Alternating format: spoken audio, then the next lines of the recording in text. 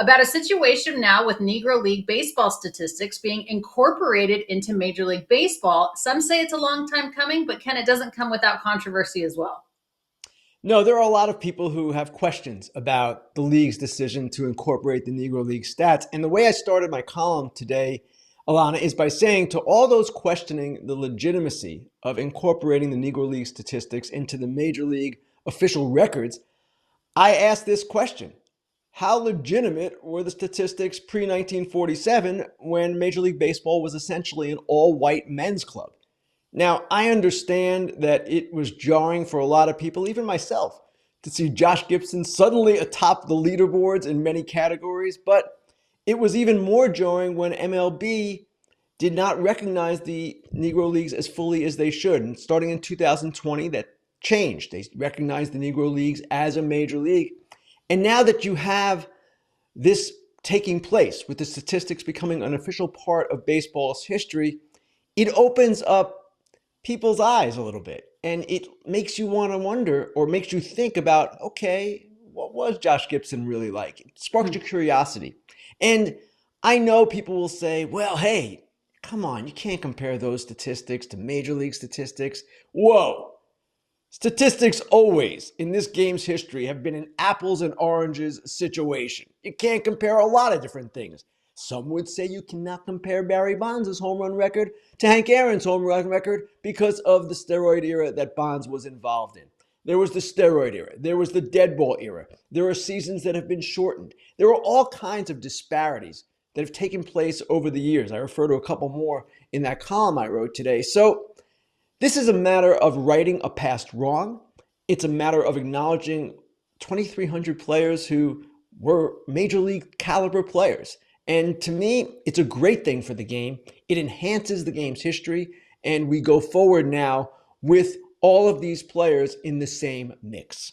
And Ken, you said something earlier today that really stuck out to me. It's one thing to say you can't compare eras because it's comparing apples to oranges, but it's a whole other thing entirely when you realize the whole reason they had to be incorporated to begin with is because they weren't allowed to play in the major league. So that's why there was a whole, separate category anyway. I mean, that's important to recognize that they weren't allowed to play and now they're finally getting their fair due.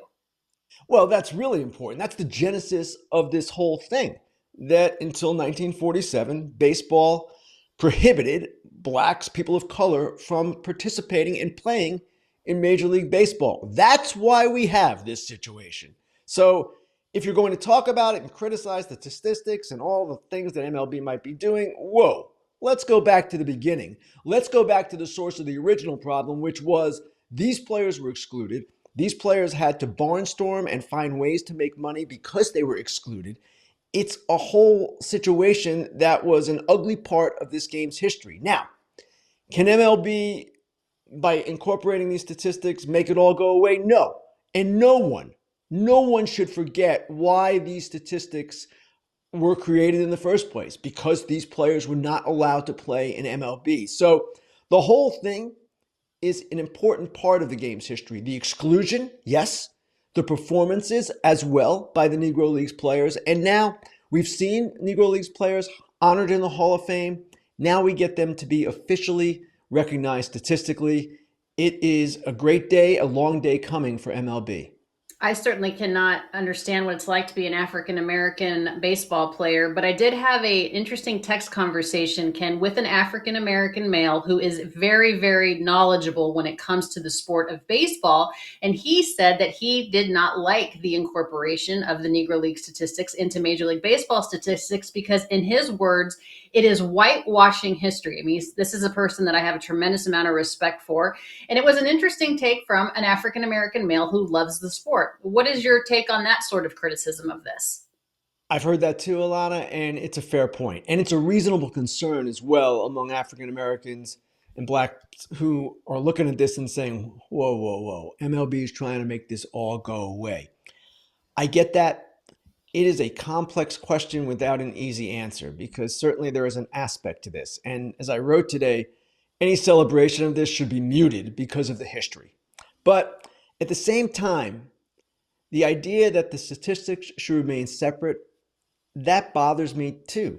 because the separation is what the problem was in the first place. And I don't know that it is a wise idea to perpetuate that separation by making these statistics into a different category. This, in my view, is a better solution. It's not a perfect solution, of course, and there is never going to be a perfect solution. But as I said earlier, we cannot forget the history. This does not change anything about what happened. We need to keep remembering why this whole situation became a thing. And it became a thing because blacks were not allowed to play MLB until Jackie Robinson came along and broke the color barrier. Do different eras need to be contextualized, Ken? Is that important? It's really important, and it's why these conversations are so interesting. Alanna, we don't know if Josh Gibson was a better player than Babe Ruth. We'll never know that. And we'll never know if Josh Gibson's great 1943 season, which consisted of only 69 games, would have been the same over 162. But this is why we have these discussions. We try to educate ourselves, we try to learn more, and these debates have been part of the game's history forever. We've been talking about these kinds of things always. Before Bonds versus Aaron, what was it? It was McGuire versus Maris and all of these things. And of course, that changed over time as we learned more about what McGuire did. So to me, it's cool. It's one of the coolest parts of baseball. No other sport has this kind of ongoing discussion about different players' places in history. And in my view, now that the Negro Leagues players are part of that discussion, as I said before, it makes that discussion even better.